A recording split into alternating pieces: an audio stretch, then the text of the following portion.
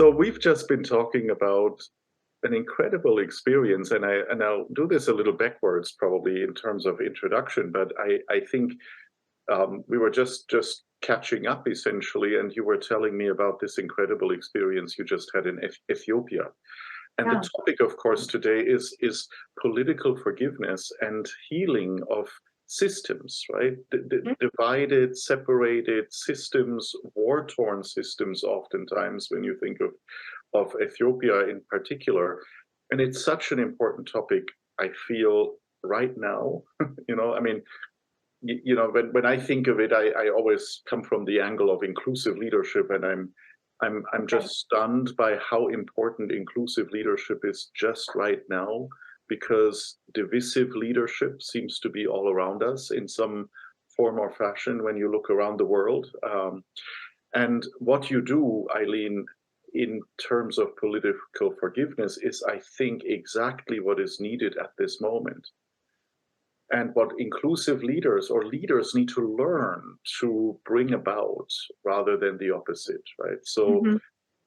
I mean, you just told me a little bit about your Ethiopian experience, but maybe we can just start there a little bit, because it's probably stands in for what needs to happen in so many places around the world.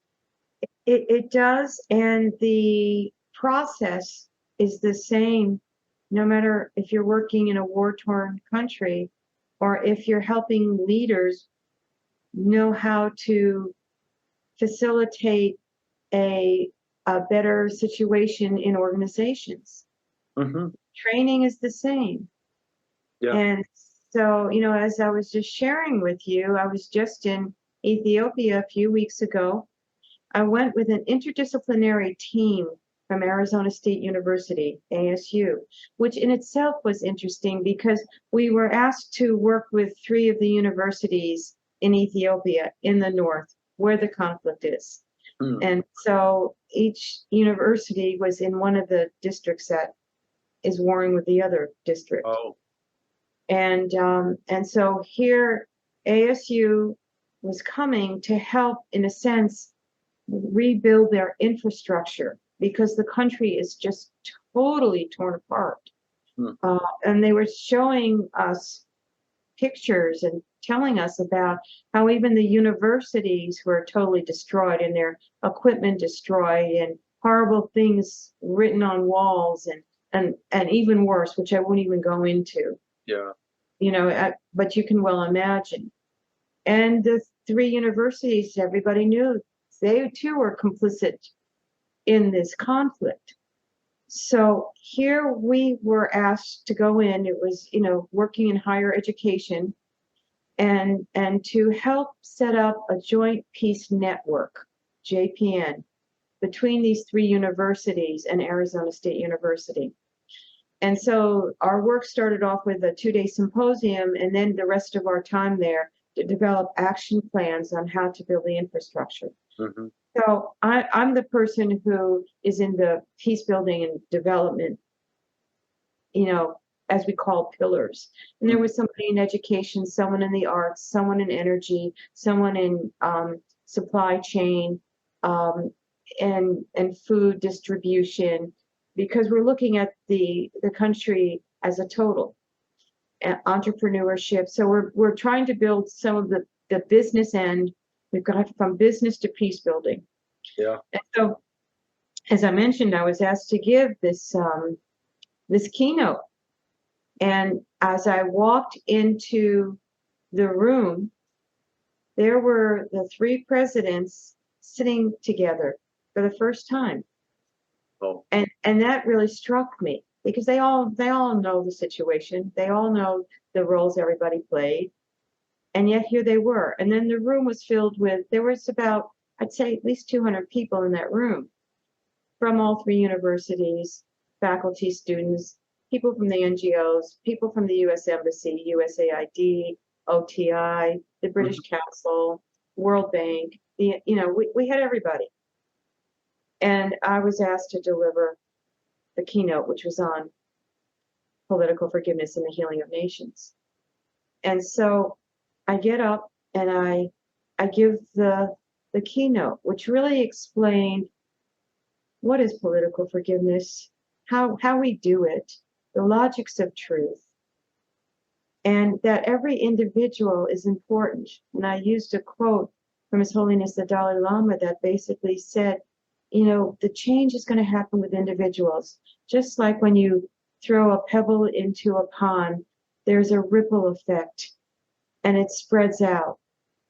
And that's the kind of effect that individuals can have. Mm-hmm. And you know, I really talked about the power. I shared the story of Eileen Boris, which you and I have spoken about. And that really touched people. And the energy totally shifted in that room. Yeah. And people were now looking at each other. And I can only imagine that they were thinking, you know, we can make a difference here. We can begin to heal what has happened between us. Yeah. And it was very, very moving. I think it's I mean, first of all, everybody needs a reminder of their own agency, right? Of the power of our agency, because we tend to underestimate that. Sometimes we overestimate it as well, but most often underestimate it. Right. And I'm curious, you know, because this is such an important topic that very few people, in my experience, are actually addressing. This idea of political forgiveness. How do you define it actually? I mean, when you explain it, what it is? I mean, how, you know, what is there a, you know, kind of a quick definition that we can embrace for even understanding what is this phenomenon of political forgiveness? It's a process that includes justice.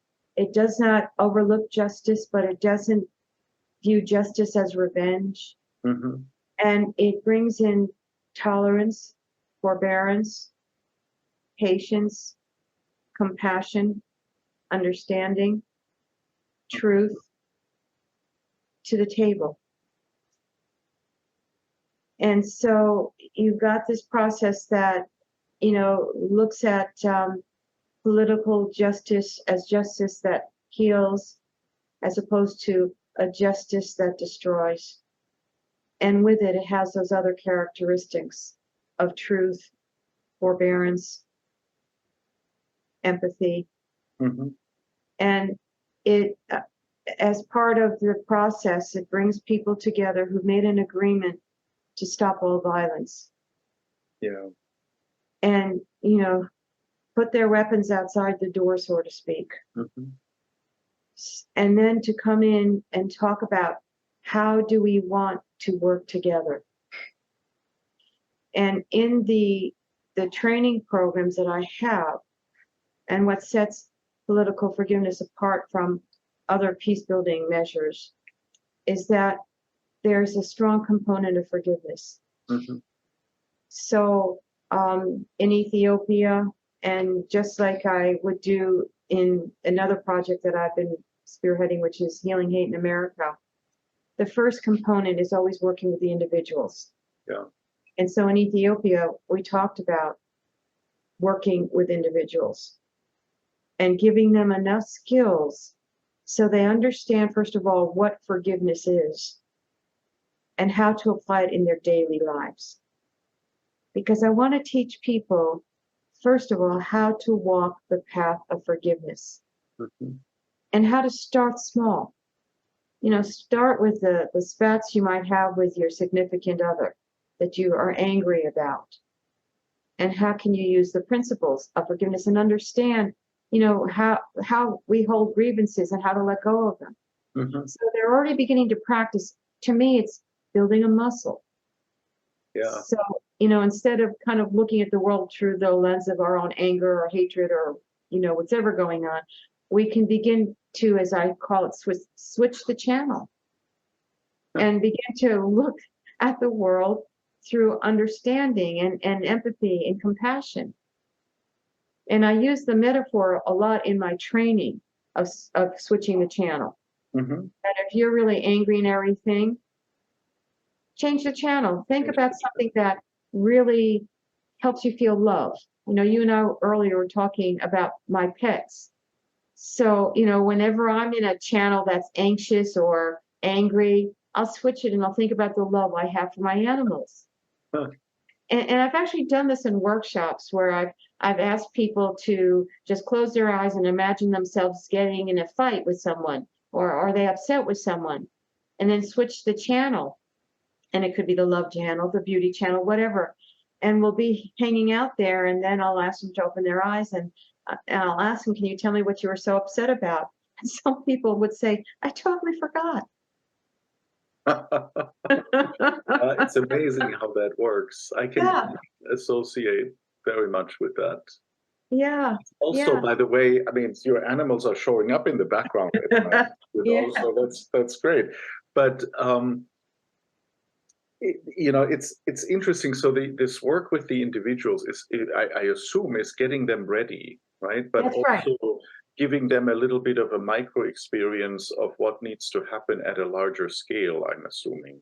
Exactly. That's exactly what happens. So we go through part one of the training on the individual, and then it's like, how do we bring this into your group, the people you associate with, your community? And everybody, and it's a different process for everybody. It might be a real change in mindset, and this is what I talked about also in the keynote for the Ethiopians. What needs to happen is that we have to change our mindset about how we see the world, and that's huge. Change the mindset to a new way of thinking. And when you can begin to see the world differently, and you adopt a new way of thinking, you can begin to grow in empathy. And so the second part, when I'm talking to people about this, I use the story of there's a sociologist named Arlie Hochschild, and Mhm. she wrote the book Strangers in Our Own Land. And here she is, a sociologist from Berkeley, California, which is a very progressive, liberal, blue area of our country. And she chooses to go to Louisiana, which is where the conservative right rules supreme. And she wanted to really understand them. And so she spent 5 years there, actually. And she wanted to learn how she could, scale the empathy wall, is how she puts it. And this becomes the second part of the training in political forgiveness. How do we scale our own empathy wall? And what she talks about, and what I actually do in my sessions, is helping people tell their deep story. I want to know where people were born, what it was like for them growing up where they were, and how they developed their beliefs. So we could really hear what their fears are, their anger is, their beliefs are, what's deep in their hearts, and how that got there, so to speak, the Yeah. deep story. And in the training I did actually in the US on healing hate in America, it was a small group, and we weren't that polarized, even though we were talking about polarization. But it didn't matter, because when people started sharing their deep stories, there was a real bond It that happened. melts. Yeah. Exactly. And so this is one way of working with the organization that you might be involved with, or your community, sharing those deep stories. And with that, I'm teaching skills of, the deeper listening, and how do we really talk to one another, and all of that. And that prepares people for the next piece, which is another form of dialogue, which is called the logics of truth. And this was something a dear friend of mine developed in Bogota, Colombia, Father Leonel Nevares, and which is used in the Colombia Truth and Reconciliation Commission. Hmm. And it's basically 4 questions. First is, what happened? Just tell me the events. And then tell me the meaning and the significance of those events. Mhm. And then how do we remove the obstacles which those events created? And then how can we come together and heal? And Can you give an example, let's say, of an event that people would be talking about, or in that? well, you can well imagine in Colombia, it's the conflict and how who's ever in that group, how it affected them, how they saw the event for themselves. So if you were somebody from the rural community, you saw that event, whatever the events were, coming to you, and how it affected you, which would be different than people who were living in Bogota. Right. And so you would hear how differently, we might call it civil war, but the civil war in the rural area is very different than the It's civil very war. different. Yes. Exactly. Exactly. We could take a look at, let's say, racism in the US. If you are what we call in an organization that I'm working with, Braver Angels, Reds and Blues, you will see that whole story of the Civil War, for example, and what happened very differently depending what political persuasion you are. Absolutely. And we Absolutely. could, describe the events, but the meaning has very different meanings. And And then, probably because we scaled or built down our empathy walls, right? Mhm. We can now probably comprehend why someone else may have that experience of the same event. exactly, exactly. And we've all got our walls up. And even Arlie was talking about her wall. She didn't think she did. She's a sociologist, and she walks into the bayou, and she meets these people, and she learned what their deep story was. And their deep story, it kind of goes like this. Here are people who see the American dream, and they work hard, they love God, they they're feeling strong about family ties. They do what they think of as the right thing to do. And just imagine you're on a hill and you're walking up, at the top of the hill is the American dream. So they're working hard to get up to the top of the hill. They're doing what they think is right. You know, they love their church, they love their family. But then all of a sudden, they're not moving anymore. And not only that, people are cutting into the line in front of them.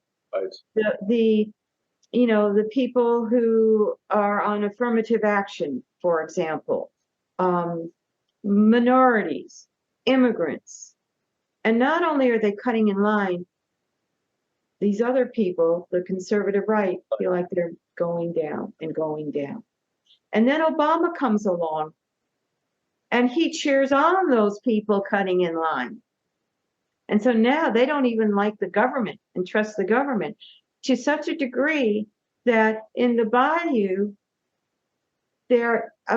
corporations are welcomed in, even though they pollute the air, they pollute the water, they pollute everything, and they know that they're all dying of cancer. They rather do that than support the government.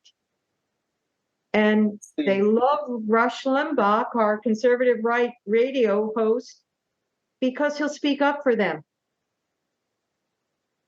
That's the deep story. Well, And because it speaks to identity, right? And absolutely. identity is something it took me a while to understand this actually. Identity is probably the thing we defend the most. That's right. And we go to war for it. No wonder That's right. you're dealing in civil wars, right? And healing civil wars is ultimately, you're asking people to expand their sense of identity when their instincts are honed to hold tight, right? Right, right. And so, when you hear the story of the conservative right, Yeah. it it touches you. Absolutely. And And the sure, and the sense of betrayal that people experience. exactly. And so you look at it a little bit differently.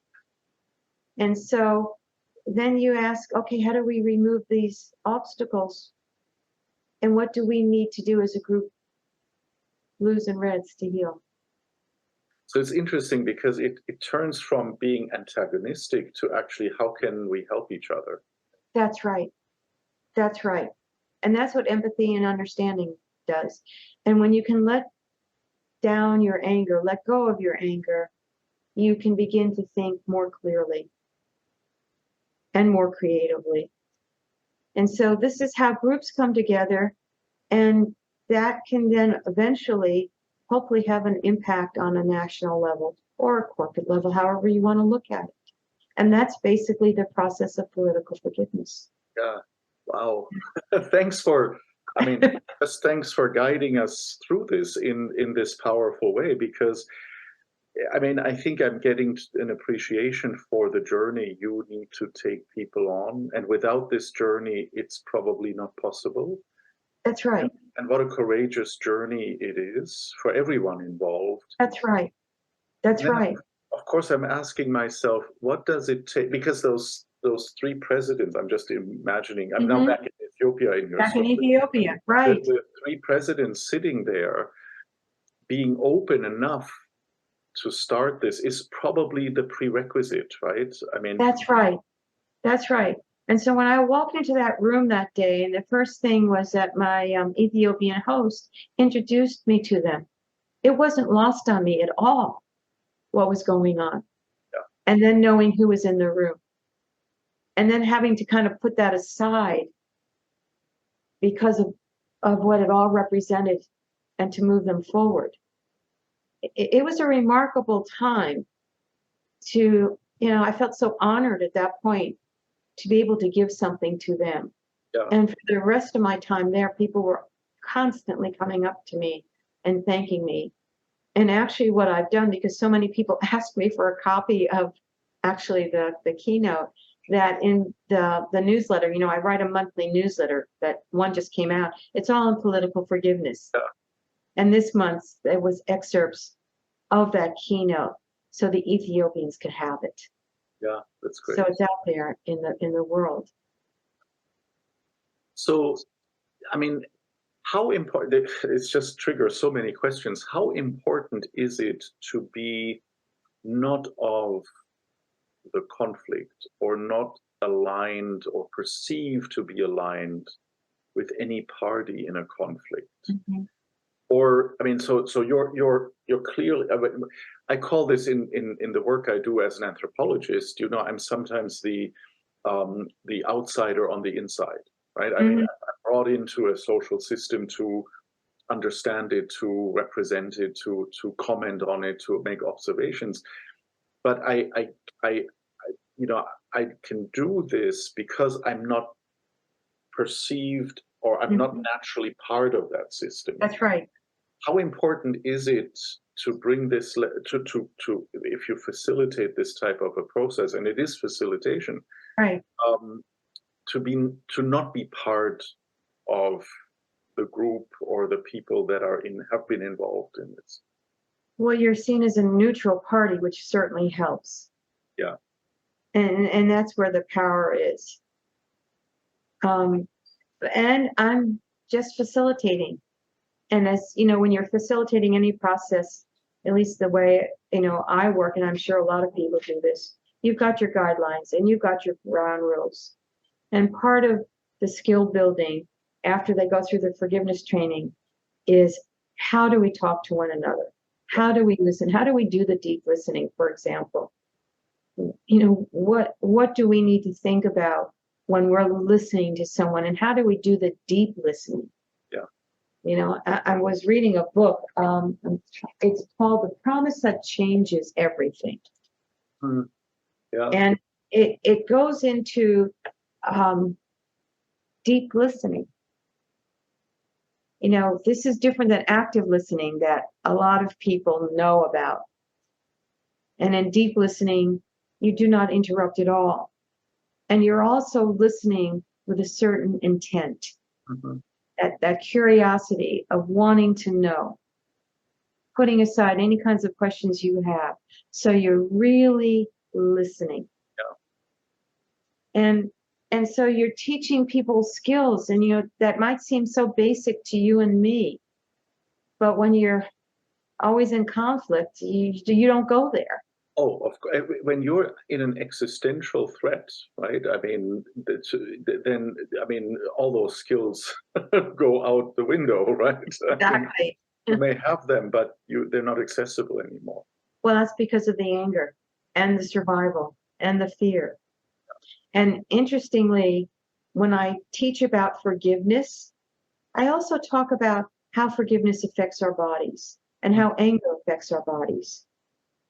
And, it's the stress hormone, the cortisol, that is detrimental when you can't put the brakes on.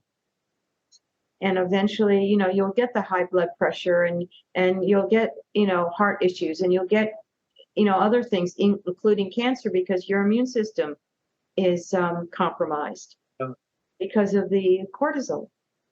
And so there's real benefits in learning how to process your anger and to be able to release it. And you can reverse the effects. There's been research about that. When you learn how to forgive, you actually reverse the effects. So it's a very healing mechanism on our bodies. The opposite of what anger does. And, and I explain that to people. So forgiveness is the antidote to anger. Yes, it is. Yes, it is. And how does, I mean, again, so many questions come up, but I would assume that forgiveness starts with yourself, right? A sense of self. Absolutely. Mm-hmm. Mm-hmm. Yeah, and that's the hardest part of forgiveness. It's harder to forgive ourselves than other people. And I say to people, start with the small things. First, work on forgiving other people on the small things. It's, teaching people how to get on the pathway of forgiveness. Yeah. To develop that muscle. Start with the small things. Start with somebody else. Learn how to be gentle with yourself. Learn how to care for yourself. The self-care piece becomes really important, because that opens the door in learning how to love yourself. Yeah. And when you really begin to really appreciate that and really respect yourself and learn how to love yourself, I'm not talking in a narcissistic way. I'm talking in a way of really caring for who you are as a human being. Then forgiveness becomes a little bit easier. Yeah. But it's one of the hardest things to do. Yeah. And Well, when you're in a conflict situation and you begin to learn, quote, about the other, and you begin to bring down that empathy wall, I think eventually you get to, oh my God, this is what I've also done. Mhm. And so self-forgiveness becomes a really important piece. It requires, I mean, I'm just trying to put a couple of connections in place. It also seems to require an extraordinary amount of reflexivity, not just humility on some level, right? And I talk a lot in the work around inclusive leadership about bold humility as Right. a skill. But it seems to also require a reflexivity, right, about myself, about my circumstances, the circumstances I'm part of. So this humility and reflexivity, I don't know if you found that to be essential to the process or not. Ultimately, it is. It's, I call it in terms of self-reflection. Yeah. And as you begin to walk into somebody else's shoes, I think that begins to teach you a little bit more about how to reflect on your own life. Yeah. And it becomes very important, because that's where the change is. What needs to change in me? Yeah. Because that's what it comes down to. What needs to change in me? I may not like what you say. I may not even agree with it. But there's something in me that needs to change. So at least I can hear it and not judge it. because that's real for you for real reasons, which is why that deep story Right, becomes so and then we important. get into that what you call the The logics. logics of truth. That's right. Yeah, you're getting it. Well, I'm trying, but it's, and of course I'm wondering. I mean, it takes a great courage for leaders who have been part of like these presidents, right? That I'm imagining now, Mhm. and that I'm conjuring up as just examples, to actually say, let's stop let's stop this and build something else together. I mean, there's That's right. And this is not an easy process. And remember what I really was saying earlier, step one, there needs to be an agreement to stop all the violence. You got yeah, to stop that first. And then come together to talk about how are we going to work together. And for these universities, it's developing the Joint Peace Network. And I'm in the process of thinking how to design a center for reconciliation and how that's going to look with the universities, because the universities in a way are in a very good place to be able to help their own communities. well, and they probably need to equip people with the skills to bring what you're describing to different communities that are part of this shared experience. That's right. So how is this different? I'm wondering. I mean, when there is a civil war, right? I can. I mean, even if it's horrifying, but I can kind of imagine that people get to a point of exhaustion, just sheer exhaustion. When it becomes clear we're at the end of our resources, Right. we're at a dead end. This is not working. Obviously, that let's find some other way. That's right. How is it with other conflicts or tensions that may not be as overt, or I mean, so I don't know if you would say that's true for healing hate in America, that oftentimes it's rhetoric, right? It's words that seem to be the weapons, not, or even though there are some real weapons being used as well. Or I'm just thinking of organizations, right? And I know many companies or organizations that I would call are deeply divided, maybe as a result of an acquisition or of change initiatives that were really badly managed, or where you have all kinds of factions that are fighting each other, even though on the surface they don't lead on. Yeah, people not happy with mergers and people losing their jobs even because of changes in the structure of an organization. Yeah. I mean, is that any different? I mean, to get to the point of saying, let's just stop this insanity and let's do something different. I think I think people do reach that point. Thank goodness that they don't have to go out in all out and out violence, Yeah. but people, they've tried things haven't worked. They're angry all the time, and it's probably the anger, the bitterness that finally gets them to the point of saying, I don't want to live my life like this, because that bitterness, that anger spills over into other parts of their lives. Yeah. And when they realize that, they're just walking around angry and upset most of the time because of what's going on at work, it helps with the readiness. But people have to get to a point of saying to themselves, there's got to be a better way. And when they are able to say that to themselves, that's when they're actually beginning to open the door to entertain the work of forgiveness. Yeah. And then you've got the extreme cases like Ethiopia, where it's clear. And when I was at the U.S. Embassy, I spent some time at the U.S. Embassy while I was in Ethiopia. Their policy, especially with USAID, is there is no military solution here. There is none. We've got to come up with something far better.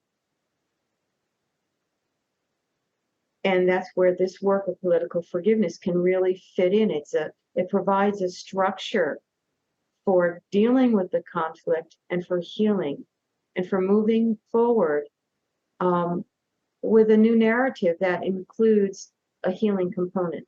Yeah. And that becomes powerful too. Well, you're building this narrative, right? That's through right. this process. And That's right. It's asking a lot of people. I'm just thinking about the process you described. If I have to deeply be ready to transform myself at levels that I probably didn't even anticipate. I want to bring peace to this social system, but you're telling me, let's start with my own intimate relationships, right? Because that's where it needs to start. Yeah. And people don't realize that. And that's where, when we learn about forgiveness and you begin to apply it to your own life, you're already beginning to have a change in mindset, because you're learning how to see, quote, the other, it could be your spouse, it could be the kids, it could be whomever, differently. And you stop attacking and you begin to understand. That's a change in mindset, which changes our thinking. So you can imagine how hard that is to do sometimes in a family, no less in a community or in a nation. But that's what needs to happen. I mean, we're in a mess as humanity. And it will take us that kind of work to make the transformation that we need to make within our own consciousness to deal with the challenges that this world is facing. And I'm glad you're saying this, because one thing that keeps me up at night, or at least gives me great reasons to get up in the morning, I should say, and do this and focus on inclusive leadership, is this sense that I'm having that not only is the world in a mess, but we have these tremendously huge challenges, right? Whether we think about climate change or adapting to climate change, whether you believe it's human-made or not, doesn't even matter. I mean, there's something happening that we need to respond to, and we need to galvanize international cooperation, collaboration. We need to transcend the boundaries that we have created at levels that are quite significant. And yet we're feeling, for the reasons that you describe, I mean, probably this example from Louisiana is very instructive to not just what happens in many places around the world. We see the conflict, I mean, the war in the Ukraine. We see, what is happening in the Middle East right now, in Israel specifically. We experience in so many societies this polarization and the forces of divisiveness that actually detract us from the real big problems that we are facing. And I always wonder, where are the leaders that help us get out of this mess? And I think this may be the wrong question to ask, right? Where it's almost like, I don't know, what is the process that helps us get out of the mess, and how can we get more leaders to embrace it as core to what they do? And unfortunately, sometimes I feel like you can't teach an old dog new tricks. But there's a lot of youth that are coming up who can be trained to be inclusive leaders, transformative leaders. And I think that's what they want. They just need to learn how to do that, because we've got in this world so many that are just motivated, of course you know this, power and self-interest. Sure. And that's so destructive. That's why we're in the situations we're in. Power, greed, self-interest, and ego to some degree. That's right. Well, that's all wrapped up into ego. And what people haven't experienced is what it's like when you can really inspire and help transform. That's where the meaning and purpose in life comes for all of us, when we can inspire and transform. That's far more powerful, because it comes back to, then how do we really feel about ourselves and what we can give to others? Right. And, the bottom line, one of the things that I used to do is work in hospice. Mhm. And I would be hearing stories from people who are kind of like in that twilight period where they're kind of in this world and then go into another and then they come back. And I've heard stories, and the stories are all the same. It didn't matter if you were a murderer, a drug addict, a spiritual old lady at 87 years old, whatever your background, a 9-year-old boy, the message was always the same, that the only thing that really matters in this world is to know love and be loved and to be able to forgive. That's it. And when you live a life where your heart has been filled with love, at the end of your days, you're at peace and you feel like your life was well lived. Nothing else matters. Doesn't matter that you're in your office 16 hours a day. It doesn't matter if you're ruling the country. It matters what you have been able to do in terms of learning about love and forgiveness. That's it. And when you think of transformative leaders, I mean, the one that comes to mind, at least for me, is Nelson Mandela. Yeah. And what did he show us? He knew about love and he knew about forgiveness. He did not rule his country out of greed and self-interest. He cared more about the interests of people in that country. Yeah, for sure. I mean, he is also an example that comes to my mind quite often, at least on an international, on that level. That's right. But you can see how the whole concept of love and forgiveness was profound in our lives as well as the lives of leaders. And look at how he was revered at the end. He had more power than anyone else, and it wasn't the power of control over. It was that he understood the power of love and gave it. Yeah. Is that what you would say to, and there may be some that are listening to us right now, business leaders that say to themselves, maybe, why should I do this when I'm in charge of the balance sheet and making shareholders happy, and why should I even look at this or learn about this? The more we can, and it comes back to putting down those empathy walls, start, with the forgiveness and all of that, the clearer we become. We understand each other better. And in any corporation, that can go a long way right there. Understanding who's there. Yeah. And letting people know that they're cared for. We all know when people feel heard, cared for, understood, they're going to have more incentive to do a better job. Right there, they should care. And then, if you go even deeper, then you've got a stronger community, which is what a corporation is, of people who really want to help each other and work with each other and support one another. And then you've got a better sense of morale. People feel better about even being there, and they want to do well. So, I mean, it just sets off, just like we were talking about forgiveness, the antidote of anger. Look what this sets off, either a corporation that's always fighting or a corporation that is a well-grouped community who's there for one another, and the feelings that they have for one another strengthen.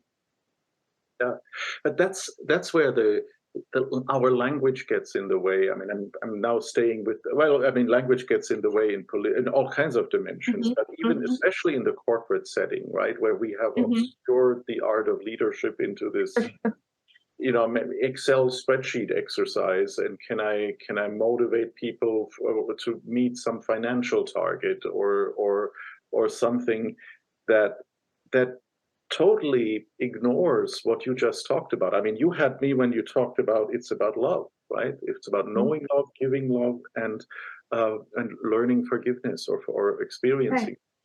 Because forgiveness, in my way of thinking, is the highest form of love that Yeah, human beings can know. When you think about it, that's what forgiveness is. It is the highest form of love that we can know. Because what we're basically saying to the other is, you're worthy of my love. You may have done something horrific, that's the behavior, but ultimately we are all the same. We've all come from the same source, however you want to define it. We are all here, and each religion teaches us, you know, about we are in the likeness of God one way or another. Have we forgotten this? yeah. Have we forgotten our humanity?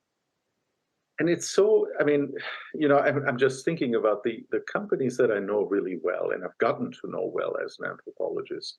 They're all fear-based systems, That's right. right?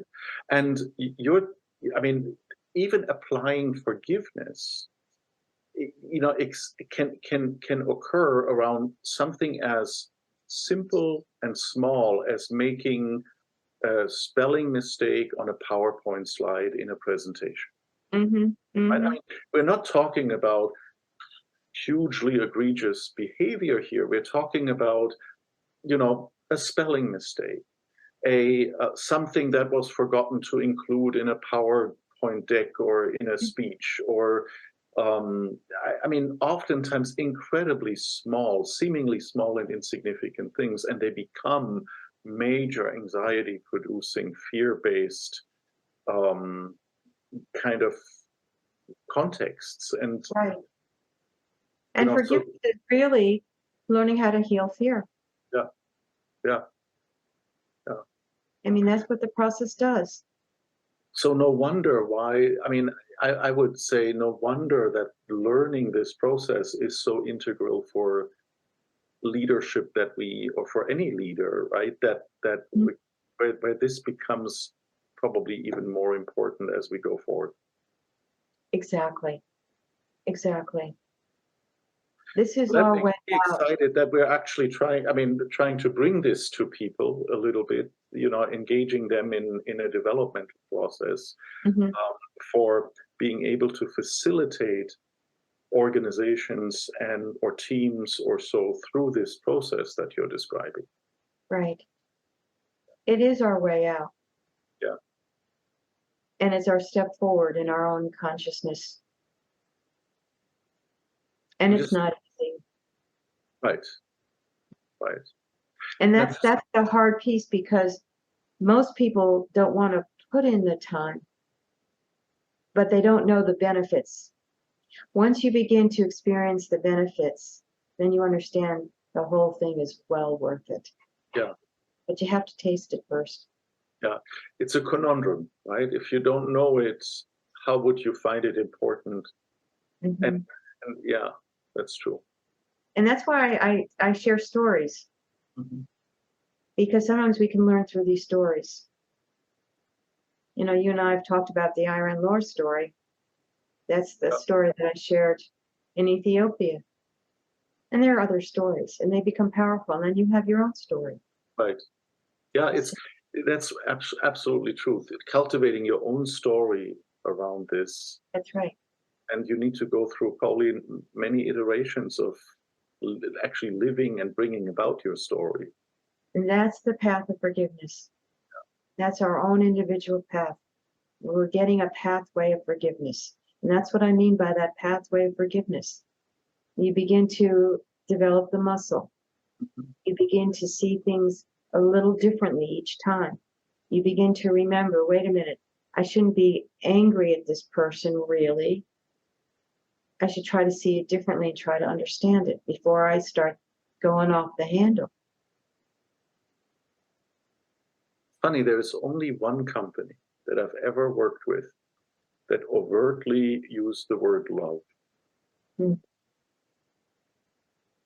that really embraced the whole idea that we need to give our employees love and forgiveness as well and support.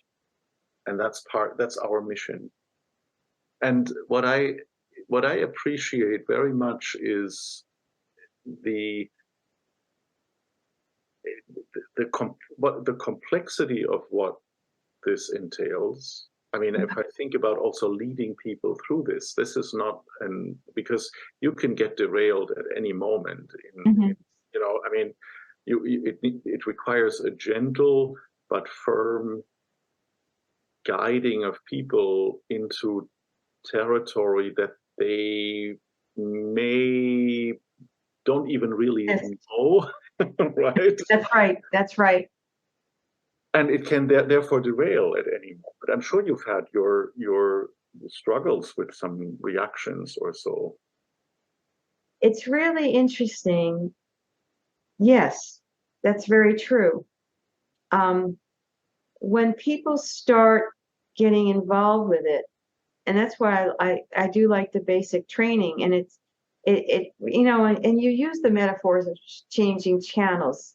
I don't teach it as a moral imperative. I look at this as a psychological process that we can all use to make our lives better. Mm. And people can relate to that. Yeah. Yeah. And you know, I'll use the words of grievance. And how do grievances form? It's because we take things too personal. We don't recognize there's an impersonal nature to things as well. And when we begin to see the impersonal nature of it, we can begin to step back and begin to let go of that need to hold on to the anger. And that begins the process. So it's a very practical way of living your life.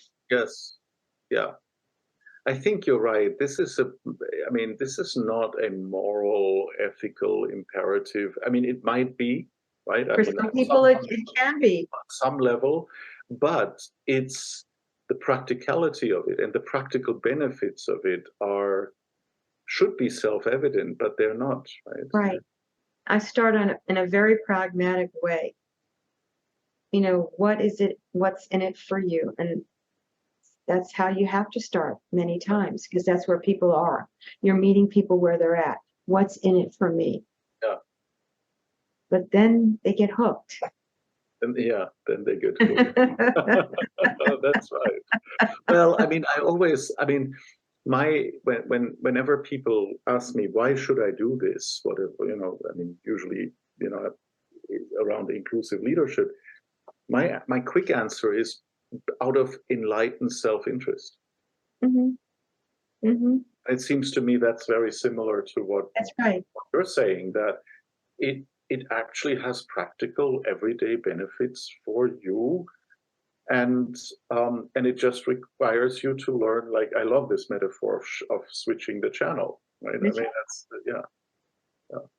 Well, you can use it too. Yes, I need to practice it. That's really what I need to do. You know? Yeah. But that's the struggle, I guess. I mean, also, you know, I guess the danger with these type of skills is also that when you think you don't need it anymore, that's when you slide back or so, right? It requires when you get the most. Yeah, that's right. That's right.